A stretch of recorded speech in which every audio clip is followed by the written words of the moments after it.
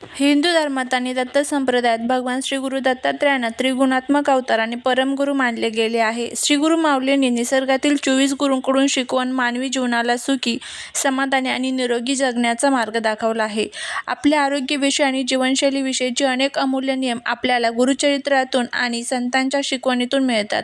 आजच्या या विशेष भागात आपण अशाच एका अत्यंत महत्त्वाच्या विषयावर सविस्तर चर्चा करणार आहोत, जो थेट आपल्या आरोग्याशी जोडलेला आहे. वय वर्ष 60 पार केल्यानंतर मानवी शरीरात अनेक बदल होतात. या वयात शरीरातील वात दोष वाढू लागतो आणि पचनसंस्था पूर्वीसारखी वेगवान राहत नाही. अशावेळी आपण नकळतपणे पाणी पिताना काही लहान-सहान चुका करतो, ज्या पुढे जाऊन आपल्याला खूप महागात पडू शकतात आणि नंतर पश्चाताप करण्याची वेळ येते. म्हणूनच आज आपण अशाच 10 मोठ्या चुकांबद्दल जाणून घेणार आहोत, ज्या ज्येष्ठ नागरिकांनी पाणी पिताना पूर्णपणे टाळल्या पाहिजेत. हा व्हिडिओ अत्यंत माहितीपूर्ण आणि सविस्तर असणार आहे, त्यामुळे व्हिडिओ हा शेवटपर्यंत नक्की पहा, जेणेकरून महत्त्वाची माहिती सुटणार नाही. व्हिडिओ जर आवडला तर चॅनलला लाईक, शेअर, सबस्क्राईब करायला अजिबात विसरू नका आणि कमेंटमध्ये श्री गुरुदेव दत्त लिहायला देखील विसरू नका. पहिली आणि सर्वात मोठी चूक म्हणजे उभे राहून पाणी पिणे. अनेकदा घाईघाईत आपण उभे राहून घटाघटा पाणी पितो, पण 60 वर्षांनंतर शरीराचे सांधे आणि स्नायू कमकुवत झालेले असतात. उभे राहून पाणी पिल्याने पाण्याचा दाब थेट पोटावर आणि सांध्यांवर पडतो, ज्यामुळे शरीरातील वायूचे संतुलन बिघडते. दुसरी चूक म्हणजे अतिशय थंड किंवा बर्फाचे पाणी पिणे. थंड पाणी प्यायल्याने पोटातील जठराग्नी मंदावतो, ज्यामुळे अन्न नीट पचत नाही आणि बद्धकोष्ठतेचा त्रास वाढतो. ज्येष्ठ नागरिकांनी नेहमी कोमट किंवा माठातील पाणी पिण्याला प्राधान्य दिले पाहिजे. तिसरी चूक आहे एकाच दमात खूप जास्त पाणी पिणे. तहान लागली की एकाच वेळी 2-3 ग्लास पाणी पिण्याची सवय हानिकारक ठरू शकते. पाणी नेहमी हळूहळू घोट करून आणि तोंडात थोडे फिरवून प्यावे, जेणेकरून तोंडातील लाळ पाण्यात मिसळून पोटात जाईल, जी पचनासाठी अत्यंत गरजेची असते. चौथी चूक म्हणजे जेवताना किंवा जेवणानंतर लगेच भरभरून पाणी पिणे. आयुर्वेदानुसार जेवणापूर्वी आणि जेवणानंतर किमान 40 मिनिटे पाणी पिऊ नये, अन्यथा पचनक्रिया मंदावते. 5वी सकाळी उठल्या पाणी न पिणे. रात्रीच्या दीर्घ विश्रांतीनंतर शरीराला पाण्याची गरज असते, त्यामुळे सकाळी उठून उपाशीपोटी थोडे कोमट पाणी पिणे शरीरातील टाकाऊ पदार्थ बाहेर टाकण्यासाठी आवश्यक आहे. 6वी चूक म्हणजे प्लास्टिकच्या बॉटलीतील पाणी वापरणे. आजकाल प्रवासात किंवा घरातही प्लास्टिकच्या बॉटल वापरल्या जातात. मात्र 60 वर्षांनंतर शरीराची प्रतिकारशक्ती कमी झाल्यामुळे प्लास्टिकमधील सूक्ष्म कण शरीराला जास्त नुकसान पोहोचवू शकतात. याऐवजी तांबे, माती किंवा स्टीलच्या भांड्यांचा वापर करावा.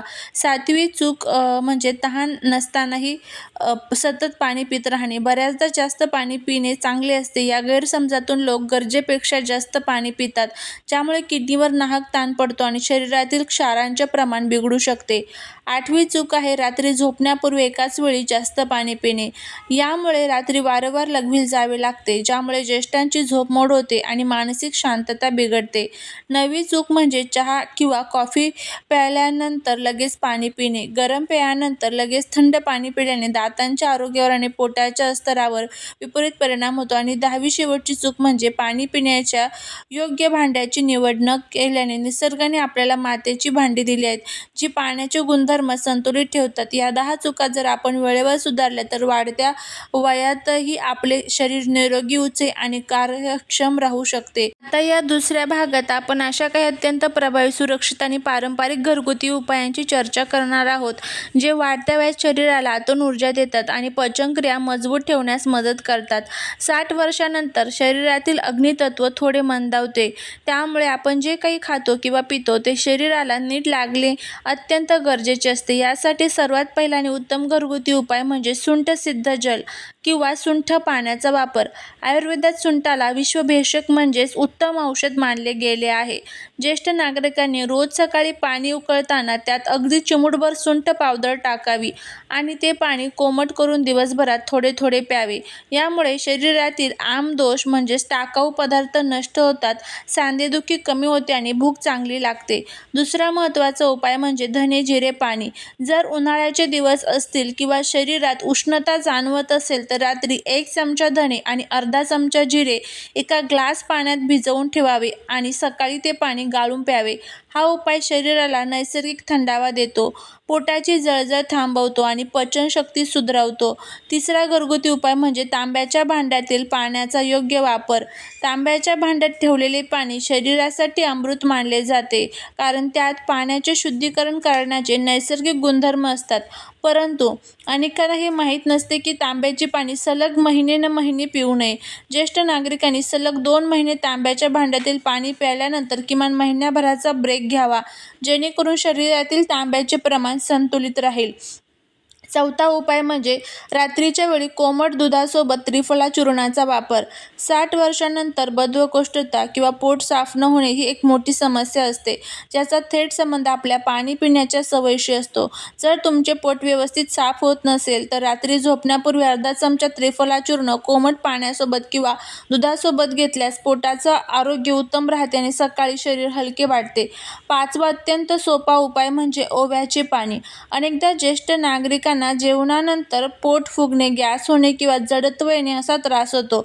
अशा वेळी जेवणानंतर अर्ध्या तासाने 1 कप कोमट पाण्यात पाव चमचा ओवा आणि थोडेसे काळे मीठ टाकून ते पाणी प्यायल्याने पोटातील वायूंचा त्रास लगेच कमी होतो. 6वा उपाय म्हणजे तुळशीच्या पानांचा चमत्कार. सकाळी तांब्याच्या किंवा मातीच्या भांड्यातील पाण्यात 4 ते 5 स्वच्छ तुळशीची पाने टाकून ठेवावीत आणि तासभराने ते पाणी प्यावे. तुळशीमध्ये रोगप्रतिकार शक्ती वाढवणारे आणि मनाला शांत करणारे गुणधर्म असतात, जे वाढत्या वयात मानसिक आणि शारीरिक स्वास्थ्यासाठी अतिशय फायदेशीर ठरतात. 7वा उपाय म्हणजे निसर्गाच्या नियमानुसार ऋतुचर्या पाळणे. म्हणजेच हिवाळ्यात आणि पावसाळ्यात पाणी नेहमी थोडे कोमट किंवा कोमटपेक्षा थोडे जास्त गरम प्यावे, तर उन्हाळ्यात मातीच्या माठातील नैसर्गिकरित्या थंड झालेले पाणी प्यावे. फ्रीजमधील अतिथंड पाणी ज्येष्ठ नागरिकांना नशा आकुंचित करू शकते, त्यामुळे निसर्गाच्या चक्राशी जुळवून घेणे हाच सर्वात मोठा घरगुती उपाय मानला जातो. त्यानंतर बघा, सकाळी उठल्याबरोबर उषःपान करणे, म्हणजेच न थुंकता, तोंड न धुता 2 ग्लास कोमट पाणी पिणे हा शरीराला डिटॉक्स करण्याचा सर्वोत्तम मार्ग आहे. यानंतर दुपारी जेवणाच्या 40 मिनिटे आधी 1 ग्लास पाणी प्यावे आणि जेवणानंतर किमान पाऊण तासाने पाणी प्यावे. जर जेवताना खूप तहान लागली तर 2-4 घोट कोमट पाणी किंवा ताक पिणे योग्य मानले जाते. 9वा उपाय म्हणजे पुदिना आणि लिंबू पाण्याचा संतुलित वापर. जर तोंडाला चव नसेल किंवा थकवा जाणवत असेल तर पाण्यात थोडे पुदिना अर्क आणि अगदी 2 चमचे लिंबू रस टाकून प्यायल्याने शरीराला त्वरित ऊर्जा मिळते आणि तोंडाची चव सुधारते. मात्र याचे प्रमाण मर्यादित असावे. आणि 10वा अंतिम उपाय म्हणजे सकारात्मक विचारांसह पाणी पिणे. भगवान श्री गुरु दत्तात्रय म्हणतात की अन्न आणि पाणी हे केवळ शरीराचे पोषण करत नाही तर मनाचेही पोषण करते. त्यामुळे जेव्हाही तुम्ही पाण्याचा घोट घ्याल तेव्हा मनात शांतता, देवाप्रती कृतज्ञता आणि हे पाणी माझं शरीर निरोगी करत आहे हा सकारात्मक भाव ठेवावा. हे साधे, सोपे आणि घरातील स्वयंपाकघरात उपलब्ध असणारे उपाय जर आपल्या दैनंदिन जीवनात अंमलात आणले तर वाढत्या वयातही आरोग्याची कोणतीही मोठी तक्रार उद्भवणार नाही आणि जीवन आनंदी व समाधानी होईल. अवधूत चिंतन, श्री गुरुदेव दत्त. जर तुम्हाला हा व्हिडिओ आवडला असेल तर व्हिडिओला लाईक, शेअर, सबस्क्राईब करायला विसरू नका. त्याचबरोबर चॅनलवरती नवीन असाल तर चॅनलला सबस्क्राईब करा. भेटूया पुढच्या एका छानशा नवीन व्हिडिओत एका नवीन माहितीसोबत. तोपर्यंत सर्वांना श्री स्वामी समर्थ.